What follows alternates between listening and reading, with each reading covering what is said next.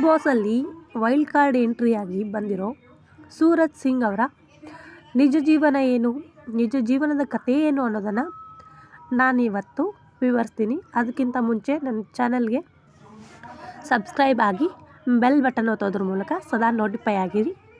ಸೂರಜ್ ಅವರ ಮೂಲ ಊರು ಮೈಸೂರು. ಸೂರಜ್ ಸಿಂಗ್ ಮೈಸೂರಿನಲ್ಲಿ ಹುಟ್ಟಿದರು.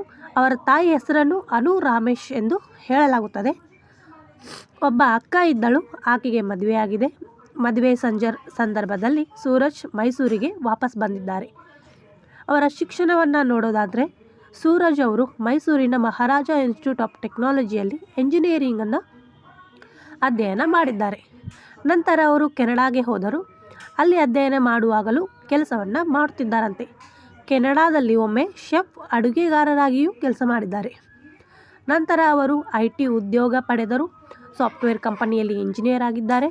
ಅವರ ಹವ್ಯಾಸಗಳನ್ನು ನೋಡೋದಾದರೆ ಫಿಟ್ನೆಸ್, ಉತ್ತಮ ಆಕಾರ ಅವರ ಪ್ರಮುಖ ಆಸಕ್ತಿ. ಸ್ಟೈಲಿಂಗ್, ಫ್ಯಾಷನ್ ಭಾಗದಲ್ಲೂ ಆಸಕ್ತಿ ಇದೆ. ಮಾಡಲಿಂಗ್ ಕೂಡ ಮಾಡಿಕೊಂಡಿದ್ದಾರೆ. ಅಡುಗೆ ಮಾಡುವುದು ಅವರಿಗೆ ಇಷ್ಟ.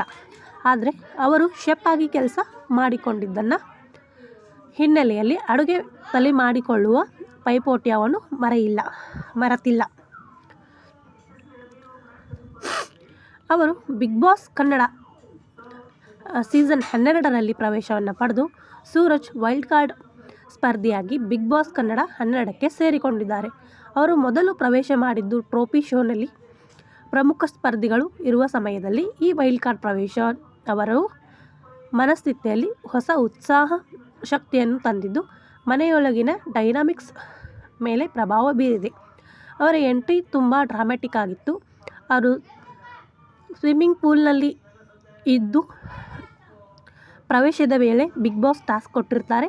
ಆ ಟಾಸ್ಕ್ ಮೂಲಕ ಸೂರಜ್ ಅವರು ರಾಶಿಕಾ ಅವರಿಗೆ ಒಂದು ರೋಸನ್ನು ನೀಡೋದ್ರ ಮೂಲಕ ರಾಶಿಕಾ ಅವರ ಮನಸ್ಸನ್ನು ಇವರು ಕದೀತಾರೆ. ಅದರ ಮುಂದೆ ಅವರು ರಾಶಿಕಾ ಹಾಗೂ ಸೂರಜ್ ಅವರ ಲವ್ ಸ್ಟೋರಿಯನ್ನು ನೀವು ಈಗಾಗಲೇ ನೋಡಿದ್ದೀರಾ. ಒಟ್ಟಾರೆಯಾಗಿ ನೋಡಿದರೆ ಸೂರಜ್ ಸಿಂಗ್ ಬಿಗ್ ಬಾಸ್ ಮನೆಗೆ ಶಾಂತ, ದೃಢ ವ್ಯಕ್ತಿಯಾಗಿ ಬಂದಿದ್ದಾರೆ.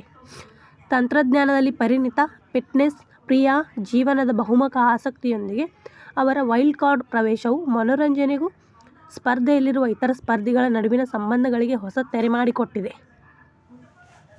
ಇಷ್ಟು ನಾವು ಸೂರಜ್ ಅವರ ಬಗ್ಗೆ ಮಾಹಿತಿಯನ್ನು ನೋಡಬಹುದು. ಸೂರಜ್ ಅವರ ಫಿಟ್ನೆಸ್ ಹಾಗೂ ಅವರ ಸ್ಟೈಲ್ಗೆ ನೀವು ಫಿದಾ ಆಗಿರಬಹುದು.